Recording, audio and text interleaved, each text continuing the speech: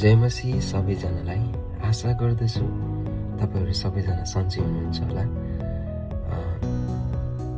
फेरि पनि यसरी तपाईहरुको माझमा जोडिन पाउँदाखेरि मलाई धेरै खुसी लागेको छ।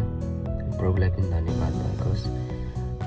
पहिलाको भिडियोमा चाहिँ मैले भनेको थिएँ यशाया 1:18 को वचनद्वारा चाहिँ आधारित रहेर मैले केही सानो गजल लेखेको थिएँ।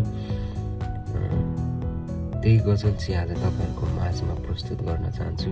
पक्कै पनि सुनेर साथ दिनु होला। म भन्छु है त। परमेश्वर भन्नुहुन्छ अब भयो, रोकिदेऊ पापमय जीवन जिउनलाई। परमेश्वर भन्नुहुन्छ अब भयो, रोकिदेऊ पापमय जीवन जिउनलाई। कति बस्छौ त्यो पापको वस्त्र ओढेर, कति बस्छौ त्यो पापको वस्त्र ओढेर। अब भयो, त्यागिदेऊ। परमेश्वरसँग बसेर छलफल गर्ने समय भयो। परमेश्वरसँग बसेर छलफल गर्ने समय भयो। होलान् तिम्रा पाप सिन्दुरे रङका जस्ता, होलान् तिम्रा पाप सिन्दुरे रङका जस्ता। अब भयो, धेरै पापमा नफस, पश्चाताप गरी परमेश्वर कहाँ फर्कने समय भयो।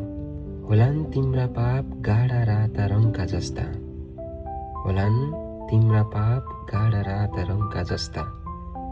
अब धेरै नसोच, हिउँ जस्तै सेता, उन जस्तै सेता पार्नुहुने येशू कहाँ जाने समय भयो।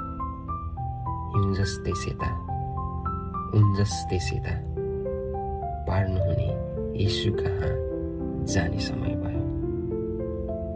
साँच्चै अब हामीले चाहिँ हाम्रो पापहरूलाई चाहिँ बोकेर बसिराख्नु पर्दैन।